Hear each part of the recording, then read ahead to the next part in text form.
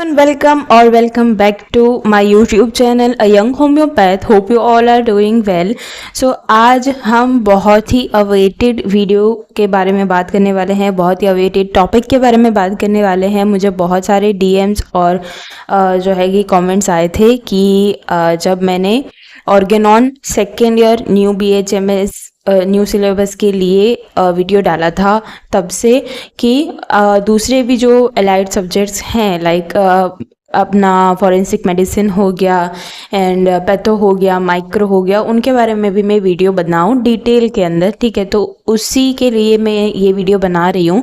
और जैसा हमारा मटीरिया का और ऑर्गेनॉन का वीडियो रहा है जिसके अंदर कि मैंने आपको सारे टॉपिक्स डिटेल में बताए हैं कि पूरे साल आपको इस सब्जेक्ट के अंदर क्या क्या करना है, उसी तरीके से ये भी वीडियो रहने वाला है। ठीक है, तो आपने शुरू से लेकर एंड तक सारी चीज़ें देखनी है। मैं आगे आपको बताती हूँ कि हम वीडियो के अंदर क्या क्या चीज़ें डिस्कस करेंगे। ठीक है, तो शुरू करते हैं। जैसे आप यहाँ पर देख पा रहे हो कि कंटेंट क्या क्या है आज के वीडियो का। आज के वीडियो के अंदर हम क्या क्या चीज़ें देखने वाले हैं। ठीक है, खास करके फॉरेंसिक मेडिसिन एंड टॉक्सिकोलॉजी के बारे में बात करेंगे। ठीक है, फर्स्ट मैं आपको बताऊंगी एग्जामिनेशंस के बारे में, जिसके लिए कि आप में से मोस्ट ऑफ दी जो लोग हैं वो टेंस्ड रहते हैं। ठीक है, बिकॉज की जो एग्ज़ाम पैटर्न है वो लास्ट ईयर से, मतलब कि जो आपका फर्स्ट ईयर से था तब से चेंज हो गई है। ठीक है, हमारे लिए ये जो एग्जामिनेशन पैटर्न थी वो नहीं थी। ठीक है, दूसरी चीज़ है कि उसके अंदर मैं आपको जो टर्मिनल एग्ज़ाम्स होती हैं आपकी, उसके बारे में भी बताऊंगी और आपकी जो फाइनल यूनिवर्सिटी एग्ज़ाम होती है उसके बारे में भी बताऊंगी। ठीक है, इंक्लूडिंग प्रैक्टिकल्स। उसके साथ हम बात करेंगे सिलेबस के बारे में कि सिलेबस के अंदर आपको क्या क्या जो है कि चीज़ें पढ़नी हैं, क्या क्या जो अथॉरिटी है, मतलब कि जो हमारा NCH है उसने आपको क्या सिलेबस दिया है, सो अकॉर्डिंगली आप अपने आप को प्रिपेयर कर पाओ। उसके अंदर मैं आपको टर्मिनल एग्ज़ाम में किस तरीके का आपका सिलेबस रहेगा और यूनिवर्सिटी एग्ज़ाम में किस तरीके का सिलेबस रहेगा, वो दोनों चीज़ें बताऊँगी। यूनिवर्सिटी एग्ज़ाम जो होती हैं वो आपकी eight the end of the year आपकी एग्जाम होती है और टर्मिनल एग्जाम जो होती है वो आपकी बीच बीच में होती है। ठीक है, तो इसीलिए सबसे पहले आपको टर्म एग्जाम देनी पड़ेगी, तो वो भी आपको जानना इंपॉर्टेंट है। आगे चलेंगे, इंपॉर्टेंट क्वेश्चंस मैं आपको बताऊंगी कि आपका जो सिलेबस है, ठीक है, एक सिलेबस होता है, एक होता है इंपॉर्टेंट क्वेश्चंस या फिर तो इंपॉर्टेंट टॉपिक्स। ठीक है, तो सिलेबस जो होता है वो पूरा होता है। इंपॉर्टेंट टॉपिक्स ऐसी चीज़ें, ऐसे छटे हुए चीज़ें होती हैं जो कि आपको ज़्यादा इंपॉर्टेंस देनी है उनके ऊपर। ठीक है, उसके बाद मैं आपको मार्क्स डिस्ट्रीब्यूशन बताऊंगी जो कि टॉपिक वाइज रहेगा। पूरे सिलेबस का मार्क्स डिस्ट्रीब्यूशन बताऊंगी कि भाई ये एक पर्टिकुलर टॉपिक का कितना वेटेज है और उसके अंदर से आपको किस तरीके के क्वेश्चन पूछे जाएंगे। बिकॉज कि जैसे मैंने आपको पहले भी बताया था, दूसरे जो हमने मटीरिया और ऑर्गेनॉन के वीडियोस बना रखे हैं मैंने, उसके अंदर भी मैंने आपको बताया था कि जो आपका एग्जाम पैटर्न है वो चेंज हुआ है, जिसके अंदर आपको MCQs, लॉन्ग आंसर क्वेश्चन और शॉर्ट आंसर क्वेश्चन पूछे जाते हैं। ठीक है, तो उसी के अकॉर्डिंग भी मैं आपको चीज़ें बताऊंगी कि मार्क्स डिस्ट्रीब्यूशन एक टॉपिक का किस तरीके से है, एक पर्टिकुलर टॉपिक के अंदर से आपको कितने MCQ आएंगे, कितने LAQ आएंगे, कितने SAQ आएंगे। ठीक है, उसके बाद मैं लास्ट में आपको बुक्स के बारे में बताऊंगी कि कौन सी बुक्स जो हैं वो आपको रेफ़र करनी चाहिए। ठीक है, और वो भी बुक्स जो हैं वो NCH के द्वारा ही दी गई हैं। सो आपको ऐसा नहीं होगा कि मैंने बता दिया और उस बुक के अंदर आपको कोई सिलेबस का टॉपिक नहीं मिला, कोई इंपॉर्टेंट टॉपिक नहीं मिला। ठीक है, जो NCH के द्वारा आपको जो पूरा नोटिस दिया जाता है, मैंने बस उसको सिंपल फॉर्म के अंदर यहाँ पर बताया है। ठीक है, उसके आगे बात करेंगे एग्जामिनेशंस के लिए। सो एग्जामिनेशन, जैसे मैंने आपको बोला कि आपको 2 टर्मिनल एग्ज़ाम होती हैं, उसके अंदर से पहली जो है आप यहाँ पर फोकस करो। सो आपका होता है टर्म 1 एग्ज़ाम। ठीक है, जो कि आपका टाइम कितना है, मतलब कि कब होगी ये एग्ज़ाम, ये सारी चीज़ें मैं पहले भी डिस्कस कर चुकी हूँ। सो सारी जो ऑफकोर्स एग्ज़ाम्स होती हैं वो साथ में ही होती है सारे सब्जेक्ट की एग्ज़ाम। तो जैसे ऑर्गेनॉन और मटीरिया की एग्ज़ाम आपकी हो रही थी 1 to 6 मंथ के अंदर, या फिर तो ऐसा समझ लो कि अगर आपका सितंबर से एग्ज़ाम शुरू हो रहा है तो वहाँ से लेकर चलो 6 महीने जहाँ तक ख़त्म होते हैं तब तक आपकी टर्मिनल 1 एग्ज़ाम आ जाएगी। ठीक है, तो और यस, दूसरी मैं एक इम्पॉर्टेंट बात बता दूँ आपको, अगर आप मेरे चैनल पर नए हों और आप ये पहली वीडियो देख रहे हो सेकंड BHMS के लिए, तो सेकंड BHMS आपका 1 ईयर का होगा, मतलब कि 12 मंथ का होगा, ठीक है। जो आपका फर्स्ट ईयर था वो 1.5 ईयर का था, मतलब 12 महीने 1 साल के, और दूसरे अलग से 6 महीने, ठीक है। तो आपको वो जो अलग से 6 महीने मिल रहे थे फर्स्ट ईयर के अंदर, वो अभी नहीं मिलेंगे। सो अगर आपकी फर्स्ट ईयर की एग्ज़ाम ख़त्म हो चुकी है, आपका रिजल्ट वगैरह आ चुका है, या फिर तो अगर नहीं भी आया है और आपकी जो यूनिवर्सिटी है, आपकी जो कॉलेज है वो स्टार्ट हो गई है, तो अभी से ही पढ़ना शुरू कर देना, ठीक है। बिकॉज कि अब आपको एक्स्ट्रा का टाइम नहीं मिलेगा, सिर्फ 12 महीने मिलेंगे, और उसके अंदर भी आपको ये सारी एग्ज़ाम्स भी देनी है, ठीक है। तो अगर मैं फर्स्ट टर्म की बात करूँ तो उसके अंदर अगेन आपका पीरियोडिकल असेसमेंट, PA मतलब कि पीरियोडिकल असेसमेंट नंबर 1 होगा at the end of the 3 month. सितंबर से शुरू कर लो, वहाँ से जो 3 महीने जाते हैं, लाइक दिसंबर जब आता है, तो तब आपका पीरियोडिकल 1 असेसमेंट होगा, जिसके अंदर आपको वाइवा हो सकते हैं 10 मार्क्स के ही होंगे। अभी आपकी यूनिवर्सिटी के ऊपर डिपेंड करता है कि आपकी यूनिवर्सिटी सिर्फ वाइवा लेती है, या फिर तो सिर्फ थ्योरी एग्ज़ाम लेती है, या फिर तो वाइवा थ्योरी दोनों लेती है, ठीक है। उसके अलावा आपका होगा TT1 मीन्स टर्मिनल टेस्ट 1, ठीक है, जिसके जो कि आपका eight the end of the 6 month होगा, जब आपका टर्म 1 खत्म होने होगा तब। उसके अंदर आपको 50 मार्क्स का प्रैक्टिकल और वाइवा रहेगा, ठीक है। ये एक समझ लो कि एक फिक्स चीज़ है, लेकिन अगर आपकी यूनिवर्सिटी यहाँ पर डिफरेंस करना चाहे तो अगेन कर सकती है, ठीक है। तो जो यहाँ पर क्या कर सकती है कि आपका एक पेपर भी साथ में जोड़ सकती है, ठीक है, आपके असेसमेंट के लिए भी ये चीज़ हो सकती है। सो कितने मार्क्स का रहेगा TT1, ये इंपॉर्टेंट है, विच इज़ 50 मार्क्स, ठीक है। और अगर आपका प्रैक्टिकल अगर मैं FMT की बात करूँ तो ज़्यादा प्रैक्टिकल ले सकते हैं वो लोग, ठीक है। बिकॉज कि प्रैक्टिकल यहाँ पर जो FMT होता है ना, तो उसके अंदर अच्छी खासी ऐसी चीज़ें हैं जो जिसका कि आप प्रैक्टिकल एग्जामिनेशन दे सको, ठीक है। तो जैसे यहाँ पर देख पा रहे हो वाइवा वॉश, और आपका वाइवा वॉश जो है वो 25 मार्क्स का है, और प्रैक्टिकल की जो एग्ज़ाम होती है ना वो 25 मार्क्स की है। अब मैंने नीचे ये जो इम्पोर्टेंट सी चीज़ है ना वो लिखी हुई है, इसके ऊपर ज़्यादा फोकस करो। जो प्रैक्टिकल की एग्ज़ाम होती है, मैंने जैसे आपको बोला कि जो FMT होता है ना उसके अंदर प्रैक्टिकल आर वेरी इंपॉर्टेंट, क्योंकि जैसे आपका दूसरे सारे सब्जेक्ट्स हैं including your patho and micro, ठीक है, तो उसके अंदर भी ऐसी चीज़ें नहीं आएंगी। इवन तो आप पूरा जब BHMS भी कवर कर लोगे ना, फिर भी आपको FMT जैसा कोई सब्जेक्ट नहीं मिलेगा, ठीक है, टू बी ऑनेस्ट। अगर आप देखने जाओ तो पैथो है, माइक्रो है, आपका आगे जाओगे सर्जरी, OB/GY, आपका मेडिसिन का पूरा आ जाएगा, लेकिन कहीं पर भी आपको FMT जैसे टॉपिक्स नहीं मिलेंगे, राइट। तो यहाँ पर थोड़ा सा आपने फोकस करना है। जैसे यहाँ पर लिखा है मैंने, identification of weapon, poison and x rays, ठीक है। वेपन्स आपको और किसी भी सब्जेक्ट में नहीं मिलेंगे, पॉइजन्स किसी सब्जेक्ट में नहीं मिलेंगे, एक्सरेज मिल सकते हैं, बट यहाँ पर जो एक्सरेज होंगे दे आर डिफर, ठीक है।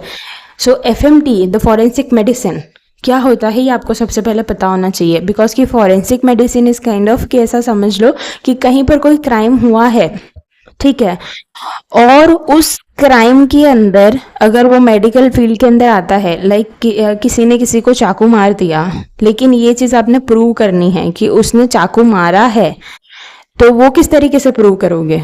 उसके कुछ साइन एंड सिम्टम्स रहते हैं, जैसे कि चाकू है, उसकी धार जो है वो एकदम शार्प होती है, ठीक है, तो वो अगर किसी पेशेंट को लगा तो there is a very clean cut injury, वो बहुत अच्छे से आप देख पाओगे। अब मैं बोल रही हूँ चाकू, तो चाकू इज़ अ वेपन, ठीक है। तो इस तरीके से आपको पूछा जा सकता है, आपके सामने चीज़ें रखी हो सकती हैं, आपको वो चीज़ें पूछी जा सकती हैं कि ये किस तरीके का वेपन है, ठीक है। इस तरीके से क्वेश्चंस होते हैं। पॉइजन्स जो है वो आपके टॉक्सिकोलॉजी वाले पार्ट में आते हैं। There is a forensic medicine and toxicology, ठीक है। तो फॉरेंसिक मेडिसिन में जो मैंने आपको चाकू वाला एग्जाम्पल दिया वो आएगा।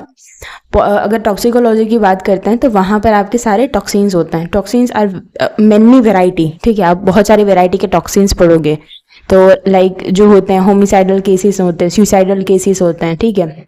लोग बहुत अलग अलग तरीके से मरने की कोशिश करते हैं, मारने की कोशिश करते हैं। तो एज अ मेडिकल ऑफिसर या फिर तो एज अ मेडिको आपको पता होना चाहिए कि इस पर्टिकुलर पॉइजन से किस तरीके से डेथ हो सकती है, उसके क्या साइन एंड सिम्टम्स आ सकते हैं, जैसे आपने CID में देखा होगा, ठीक है, which is very good example for the forensic medicine and toxicology. उसमें बहुत अच्छे से बताते हैं कि भाई इस तरीके का कुछ पॉइजन्स है, तो फिर इस तरीके के जो सारे सिम्टम्स आए हैं, ठीक है। सो मोस्ट लाइकली कि इसकी कोई भी एक पर्सन है उसकी डेथ इस पॉइजन पीने की वजह से हुई है, राइट। उसको बोलते हैं फॉरेंसिक मेडिसिन एंड टॉक्सिकोलॉजी। तो कोई भी वेपन है, पॉइजन है, एक्सरे है, उसको आइडेंटिफाई करने के आपको 10 मार्क्स मिलेंगे। सर्टिफिकेट राइटिंग, ठीक है। वैरायटी ऑफ सर्टिफिकेट्स जो हैं वो एज अ मेडिकल ऑफिसर आप दे सकते हो, including birth certificate to the death certificate, ठीक है। और भी वैरायटी ऑफ सर्टिफिकेट्स होता है। तो सर्टिफिकेट राइटिंग किस तरीके से करनी है वो आपको सिखाया जाएगा थ्रू आउट द ईयर, और उसकी फिर आपको एक प्रैक्टिकल एग्जाम दी जाती है, तो वो 10 मार्क्स की हो गई। उसके अलावा case scenario of the consent taking, ठीक है। कंसेंट जो होता है, किसी भी पर्सन का कंसेंट लेना कि भाई मैं आपके ऊपर ये एग्जामिनेशन करूं, राइट। या फिर तो बहुत वैराइटीज़ ऑफ चीज़ें होती हैं, तो उसके आपको 5 मार्क्स रहेंगे। ये सारी चीज़ें आती हैं अंडर दिस प्रैक्टिकल 25 मार्क्स, ठीक है। आगे चलेंगे। ये चीज़ें मैंने आपको डीप में इसलिए समझाई बिकॉज कि जब आप फॉरेंसिक मेडिसिन एंड टॉक्सिकोलॉजी पढ़ना शुरू करोगे तो आपको थोड़ा सा आइडिया होना चाहिए कि ये पूरा सब्जेक्ट है किसके बारे में, ठीक है। दूसरी चीज़ ये है कि जिस तरीके से यहाँ पर आपको मार्क्स डिस्ट्रीब्यूशन मिला है और जिस तरीके से यहाँ पर आप पॉइजन का आइडेंटिफिकेशन, सर्टिफिकेट राइटिंग, ये सारी चीज़ें देख रहे हो, सेम चीज़ आपके फाइनल एग्ज़ाम जब होती है, ठीक है, जो कि आपकी मेन एग्ज़ाम बोल सकते हो आप, तो वहाँ पर भी सेम वे के अंदर आपको क्वेश्चंस पूछे जा सकते हैं। आगे बढ़ेंगे, टर्म 2 के ऊपर जाएंगे। तो वह आपको जब टर्म फर्स्ट जो है वो ख़त्म होता है, मतलब 6 मंथ आपके ख़त्म होते हैं, उसके बाद से टर्म सेकंड शुरू हो जाता है, वो भी 6 मंथ का है, 7 to 12 मंथ, ठीक है। अब वहाँ पर आपका PA2 होगा, मीन्स पीरियोडिकल असेसमेंट नंबर 2, जो कि एंड ऑफ द 6 मंथ होगा, एंड ऑफ द 9 मंथ होगा। उसके अंदर भी आपको वाइवा 10 मार्क्स के दिए जाएंगे। उसके बाद आ जाती है आपकी FUE, मीन्स आपकी फाइनल यूनिवर्सिटी एग्जामिनेशन, ठीक है, which is eight the end of the 12 month, मतलब 1 साल के बाद। 100 मार्क्स का थियोरी रहेगा आपका, एक ही पेपर है इसका, 100 मार्क्स का थियोरी, और प्रैक्टिकल आपका और clinical plus viva plus IA internal assessment, सारे मिलाकर आपके 100 मार्क्स हैं। अब इसके बारे में थोड़ा सा डिटेल में देखते हैं FUE के बारे में। तो फाइनल यूनिवर्सिटी एग्जामिनेशन, जिसका कि थियोरी पेपर 1 होगा, जैसे मैंने आपको बोला 100 marks, which is a clear cut. अब जो आता है मेन पार्ट आता है, जिसके अंदर कि हम क्या करते हैं, अच्छा खासा यहाँ पर गलती कर देते हैं। जैसे आपको पास होने के लिए चाहिए, यहाँ पर ग्रांड टोटल आपका हो रहा है 200, आपको पास होने के लिए चाहिए 100 मार्क्स। 100 मार्क्स में से भी जो थियोरी का पेपर है उसके अंदर से आपको 50 मार्क्स लाने हैं, ठीक है, 50 मार्क्स आपने लाने हैं। दूसरे जो सारे प्रैक्टिकल, क्लिनिकल वगैरह जो सारी चीज़ें होंगी, वाइवा वॉश, वो सब होकर भी आपको 50 मार्क्स लाने हैं, ठीक है। तो वो दोनों होकर हो जाएंगे 100, और आपको फॉरेंसिक मेडिसिन एंड टॉक्सिकोलॉजी के अंदर पास होने के लिए 100 मार्क्स चाहिए, ठीक है। तो जैसे थियोरी में आप पास हो सकते हो, विच इज़ ईजी, लेकिन प्रैक्टिकल के अंदर पास होना, और मैं एक चीज़ बताती हूँ कि जब आपको स्कोर करना होता है तो प्रैक्टिकल आपका वाइवा और ये सारी चीज़ें बहुत इंपॉर्टेंट है, ठीक है, वहाँ से स्कोरिंग मार्क्स आते हैं। तो जैसे ये FMT है, तो इसके अंदर आप बहुत अच्छे खासे स्कोरिंग मार्क्स ला सकते हो। सो यहाँ पर देखोगे प्रैक्टिकल एंड क्लिनिकल के 50 मार्क्स हैं। अब उसके अंदर भी सेम चीज़ें हैं, लाइक यहाँ पर देख पा रहे होंगे सर्टिफिकेट राइटिंग है, विच इज़ अगेन 10 मार्क्स, और आपका जनरल आपको दिया जाएगा, जिसके अंदर आपको सर्टिफिकेट्स, वेपन्स और भी बहुत सारी चीज़ें होती हैं जो FMT की जनरल होती है, वो आपकी खुद की यूनिवर्सिटी आपको डिज़ाइन करके दे देंगी, ठीक है। और वो डिपेंड करता है आपकी यूनिवर्सिटी के ऊपर प्योरली। तो आपने लिखना होता है, जो HOD है उसका साइन वगैरह करवाना होता है, ठीक है। तो उसके आपके 10 मार्क्स हैं। उसके अलावा यहाँ पर आ जाओ, देयर इज 6 स्पॉटिंग्स है, ठीक है। तो अभी तक जो हमने मटीरिया और ऑर्गेनॉन देखा, वहाँ पर स्पॉटिंग नहीं थे, यहाँ पर स्पॉटिंग है, ठीक है। तो ये एक नई चीज़ है, लाइक 6 स्पॉटिंग होता है।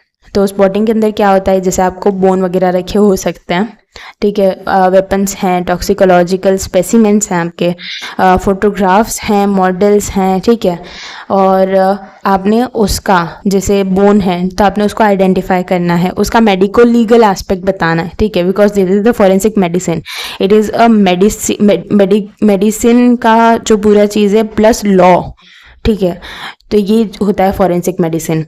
तो उसके अंदर सब सारी चीज़ों का आपको मेडिको लीगल एस्पेक्ट पता होना चाहिए, ठीक है। इस यहाँ पर 6 स्पॉटिंग्स हैं सबके अंदर से, जैसे यहाँ पर देख पा रहे टॉपिक भी आपके पास 6 हैं।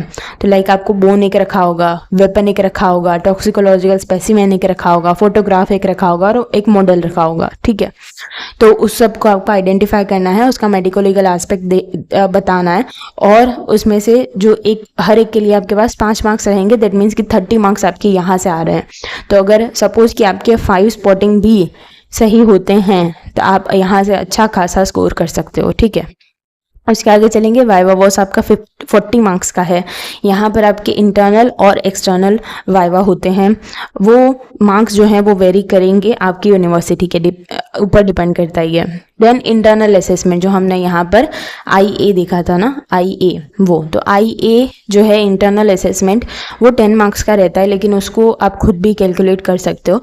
जैसे हमने यहाँ पर देखा PA1, ठीक है। तो ये PA1 में जो आपका वाइवा 10 मार्क्स का था, उसके अंदर से आपको कितने मार्क्स मिले, और जो TT1 है, ठीक है, यहाँ पर ये जो TT1 है उसके अंदर से आपको कितने मार्क्स मिले, प्लस पीरियोडिकल असेसमेंट 2, ये जो आपका सेकंड टर्म में होगा, ठीक है, उसके अंदर से आपको कितने मार्क्स मिले, उन सब का टोटल लगाना है, उन सबको डिवाइडेड बाय 70 करना है एंड मल्टीप्लाई बाय 10 करना है। तो वो जो भी आपके मार्क्स आएंगे वो आपका इंटरनल असेसमेंट हो जाएगा, ठीक है। तो यहाँ से भी आप अच्छा खासा स्कोरिंग कर सकते हो। उसके आगे चलेंगे, सिलेबस के ऊपर आ जाएंगे, ठीक है। सारी चीज़ें मैंने बता दी जो भी इम्पोर्टेंट थी मेरे आपका जो एग्जामिनेशन के रिलेटेड। अब बात करते हैं सिलेबस के बारे में। सिलेबस में आपको जो आपका प्रैक्टिकल है, ठीक है, वेपन वगैरह, मैंने सारी चीज़ें आपको बताई, तो वो भी उसका भी सिलेबस एक रहता है, वो भी मैं आपको बता देती हूँ। और जो हमारा थियोरी की एग्ज़ाम होती है उसका जो सिलेबस है वो भी बता देती हूँ, ठीक है। जैसे यहाँ पर देख पा रहे हो, ये सारा का सारा आपका थियोरी का सिलेबस है, ठीक है। Introduction of the forensic medicine से लेकर, ठीक है, यहाँ पर मेडिकल प्रोफेशन के अंदर क्या हमको लॉ का सारी चीज़ें आती हैं, हम कैसे अप्लाई कर सकते हैं, वहाँ तक सारी चीज़ें आ जाती हैं, ठीक है। उसके अलावा ये रेस्ट ऑफ 3 हैं वो आपके प्रैक्टिकल्स हैं। जैसे यहाँ पर आप देख ही पा रहे हो, प्रैक्टिकल्स हैं ये सारे, like demonstration of the weapons and poisons, certificate writing and consent, ठीक है, 3 चीज़ें हैं। अब आगे मैं जो आपको बुक्स बताऊंगी उसके अंदर आपको सारी चीज़ें मिल जाएंगी, इंक्लूडिंग योर प्रैक्टिकल्स, ठीक है। सबके अंदर अच्छी खासे जो इमेजेस हैं वो भी आपको मिल जाएंगे, वेपन्स के, पॉइजन्स के, ठीक है। तो सारी चीज़ें ईजी रहेंगी। अब मेन आपके बारे में बात करते हैं, which is important questions, important topics, ठीक है। यहाँ पर मैंने आपको हर एक जो यहाँ पर टॉपिक्स बताए हैं, ठीक है, उन सब के अंदर जो इम्पोर्टेंट पॉइंट्स थे वो मैंने यहाँ पर लिखे हुए हैं, और सारे जो पॉइंट हैं वो एज अ क्वेश्चन वाइज ही हैं, ठीक है। तो आपको ये चीज़ें पढ़ने में भी बहुत ईजी रहेगा, और क्वेश्चन वाइज ही मैंने दिया हुआ है, तो आप यहाँ से इजीली अपना जो एग्ज़ाम का प्रिपरेशन है वो भी कर पाओगे, ठीक है। Like first which is introduction of the forensic medicine. तो फॉरेंसिक मेडिसिन का डेफिनेशन, मेडिकल ज्यूरिस्प्रूडेंस का डेफिनेशन, तो ये आपको as a short answer question, या फिर तो बड़ा भी अगर कोई क्वेश्चन आता है लाइक मेडिकल एथिक्स हैं, ठीक है, तो उसके अंदर भी जो जो आपको चीज़ें अगर पूछी गई हैं तो उसके आगे एक चीज़ लिखी होती है, define the forensic medicine and explain about this things, ठीक है। तो आगे जो आपका डिफाइन फॉरेंसिक मेडिसिन आया ना, तो वो आपका 20 मार्क्स का अगर फुल क्वेश्चन है तो उसके अंदर से अराउंड 3 to 4 मार्क्स सिर्फ वो डेफिनेशन के होते हैं, ठीक है। तो आपको क्वेश्चन अच्छे से पढ़ना है, हर एक सब्जेक्ट की ये बात है कि क्वेश्चन अच्छे से पढ़ना है, उसके अंदर जो जो लिखा गया है वो सारी चीज़ें लिखनी है, ठीक है, because we are in the medicine field, ठीक है, और यहाँ पर इसी तरीके से क्वेश्चंस आते हैं, राइट। तो ये हो गया आपका इंट्रोडक्शन ऑफ फॉरेंसिक मेडिसिन। दूसरा टॉपिक है मेडिकल एथिक्स। तो मेडिकल एथिक्स का डेफिनेशन वो आपको वाइवा में भी पूछा जा सकता है, रेस्ट ऑफ इन दोनों का डेफिनेशन भी आपको वाइवा में पूछा जा सकता है। इवन दो MCQs हैं आपके पेपर पैटर्न के अंदर, तो वो भी पूछे जा सकता है। डिस्कस द प्रोफेशनल एंड इनकंसेप्टेड विद द 2 एग्जाम्पल्स, ठीक है। दूसरा है मेडिकल निग्लिजेंस विथ 2 एग्जाम्पल्स, सबके 2 एग्जाम्पल्स देने, तो जो एग्जाम्पल्स आप यहाँ पर दोगे उसी तरीके से आपको वाइवा में भी क्वेश्चंस आ सकते हैं, ठीक है। उसके अलावा थर्ड टॉपिक के ऊपर जाएंगे। सारी चीज़ें इजी ही हैं, आप जैसे जैसे पढ़ते जाओगे वैसे वैसे आपको समझ में भी आती जाएंगी। अभी थोड़ा सा बहुत डिफरेंट टर्म्स लग रही होंगी, बट आगे जाकर समझ में आ जाएगा। अब यहाँ पर है third topic which is a legal procedures. ठीक है, तो यहाँ पर जैसे पहली चीज़ ही देख लो, define the CRPC and IPC। ठीक है, तो जिससे आप सुनते हो ना कि IPC की धारा ये, IPC की धारा वो, तो उसके ये क्या है, ये हमारा इंडियन जो लॉ है उसके अंदर जो धाराएं हैं, ठीक है, उसकी बात है। अब हम मेडिकल फील्ड में हैं, तो मेडिकल फील्ड के रिलेटेड जितनी भी धाराएं आती हैं in the IPC, in the CRPC, ठीक है, वो सब आपको पढ़नी है, वो सब आपको पता होनी चाहिए। ये सारी चीज़ें आपको वाइवा में भी पूछी जाती हैं, इवन तो इसके बारे में थियोरी में क्वेश्चंस भी आते हैं। Differentiate between the civil and criminal cases.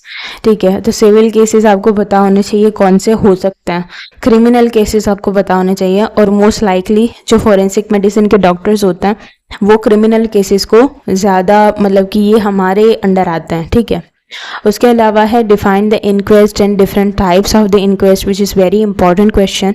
Classify the different code of the law in India, ये भी एक बहुत इंपॉर्टेंट क्वेश्चन है। Explain the power of the different codes of the law in India. ठीक है, differentiate between the dying declaration and the dying disposition. ठीक है, उसके अलावा भी बहुत सारी चीज़ें हैं, लाइक विटनेस है, विटनेस बॉक्स हैं, ठीक है, डॉक्टर्स इन विटनेस बॉक्स हैं, राइट। उसके अलावा टॉपिक नंबर 4 है आपके पास personal identification, which is this particular topic is very important. पूरा का पूरा आपको पूछा जा सकता है, और इसके जो अलग अलग फ्रेगमेंट्स हैं मैंने यहाँ पर लिखे हुए हैं वो भी आपको सेपरेटली पूछे जा सकते हैं। इसके अंदर से अगर मैं आपको कहूँ डेक्टाइलोग्राफी बहुत इंपॉर्टेंट है, DNA फिंगरप्रिंट्स बहुत इंपॉर्टेंट है। ठीक है, उसके अलावा ये एज, सेक्स, रेस, रिलीजन, ठीक है, तो ये सारी चीज़ें हैं ना, वो आपको जो हमने स्पॉटिंग आके देखी, जो मॉडल वाली चीज़ हमने देखी, ठीक है, जो हमने बोन वाला देखा। अब आपको क्वेश्चन हो रहा होगा कि भाई बोन का आइडेंटिफिकेशन मतलब क्या, कि ये फीमर है, ये ह्यूमरस है, ऐसा नहीं है।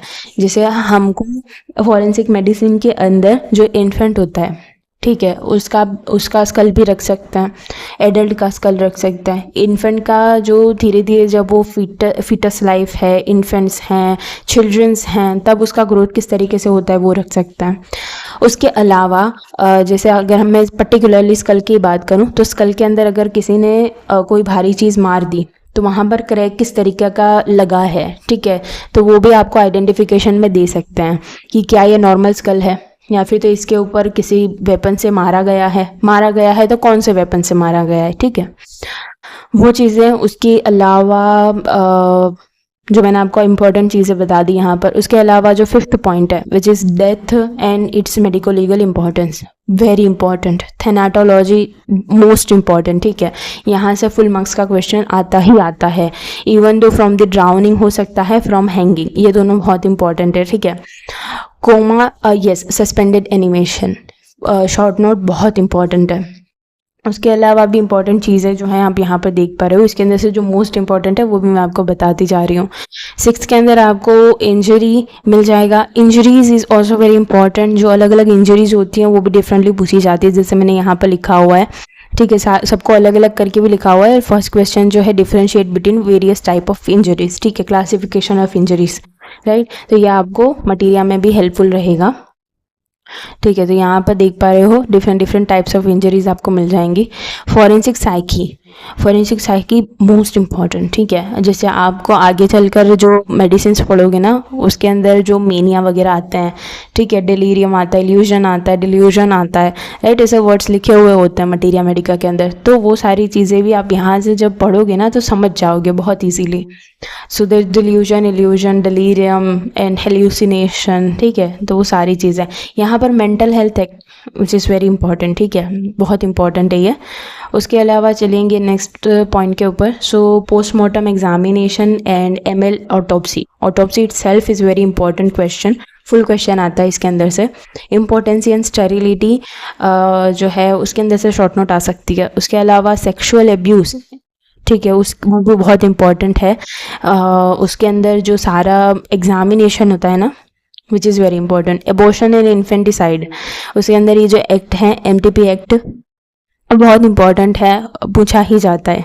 ठीक है। उसके अलावा सेक्सुअल ऑफेंसेस, ठीक है। तो सेक्सुअल ऑफेंसेस एक डिफरेंट मतलब कि फुल मार्क्स का क्वेश्चन ये हो सकता है।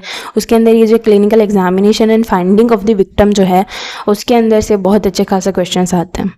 जनरल टॉक्सिकोलॉजी, अब ये यहाँ तक जो था ना 12 नंबर तक, वो आपका फॉरेंसिक मेडिसिन के टॉपिक है। जनरल टॉक्सिकोलॉजी के बारे में बात करेंगे, यहाँ से आपका जो टॉक्सिकोलॉजी है वो शुरू होता है। तो जनरल टॉक्सिकोलॉजी में various type of the poisons आ जाएंगे, उनको एंटीडोट करने की चीज़ आ जाएगी, उनका ट्रीटमेंट करने की चीज़ आ जाएगी इन जनरल, ठीक है। तो उसके बाद आपको एक एक जो पॉइजन है वो अलग से भी पढ़ना है, ठीक है। इन जनरल टॉक्सिकोलॉजी के अंदर दूसरी सारी चीज़ें like the action and sign and symptoms, ठीक है, वो सारी चीज़ें हर एक पॉइजन के लिए आपको लिखनी रहती है। जैसे यहाँ पर पर्टिकुलरली कोरोसिव पॉइजन के लिए है। उसके आगे आपको एस्फिक्सिएंट पॉइजन के बारे में है, नार्कोटिक है, इरिटेंट है, कार्डियक है, ठीक है।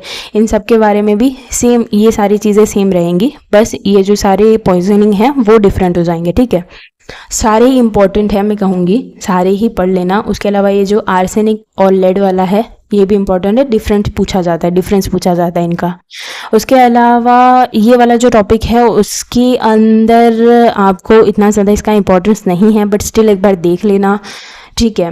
उसके अलावा डेमोन्स्ट्रेशन ऑफ वेपन, ये जो सारी प्रैक्टिकल वाली चीज़ें हैं उसके अंदर वेपन्स हैं। ये लाइक मैं आपको कब से वही समझा रही हूँ कि भाई इंजरी इसके किस तरीके से होती हैं, ठीक है। मेथड ऑफ पॉइजनिंग क्या होता है, आईजी जो जीआईटी है उसके अंदर गैस्ट्रिक लवेज कब हम कर सकते हैं। उसके अलावा सर्टिफिकेट राइटिंग है तो वो आपका सारी चीज़ें कंसेंट के अंदर भी जब पढ़ोगे तब अच्छे से समझ पाएगा। मार्क्स डिस्ट्रीब्यूशन की बात करेंगे तो जैसे यहाँ पर अगर तुम मेन फोकस करोगे तो ये आपका जो यूनिवर्सिटी एग्ज़ाम का पेपर पैटर्न जो होता है वो है, जिसके अंदर से एमसीक्यू आपको 10 मार्क्स के रहेंगे, शॉर्ट आंसर क्वेश्चन आपको 40 मार्क्स के रहेंगे, पर क्वेश्चन देर इज़ 5 मार्क्स, ठीक है। और एलएक्यू जो है और एमसीक्यू पर क्वेश्चन 1 मार्क। एलएक्यू जो है लॉन्ग आंसर क्वेश्चन वो आपका 50 मार्क्स के रहेंगे, पर क्वेश्चन 20 मार्क्स, ठीक है। उसके अलावा यहाँ पर आ जाओ तो यहाँ पर जो है ना वो आप थोड़ा सा फोकस अगर यहाँ पर करोगे तो introduction of the forensic medicine, medical ethics and legal procedure, तीनों के तीनों जो हमने स्टार्टिंग में पॉइंट देखे, ठीक है, उनके बारे में है। तो उनके अंदर से आपको 5 MCQ मतलब कि 5 मार्क्स हैं इसके, और उसके अंदर से सिर्फ और सिर्फ SAQ आता है, मतलब शॉर्ट आंसर क्वेश्चन आता है, ठीक है।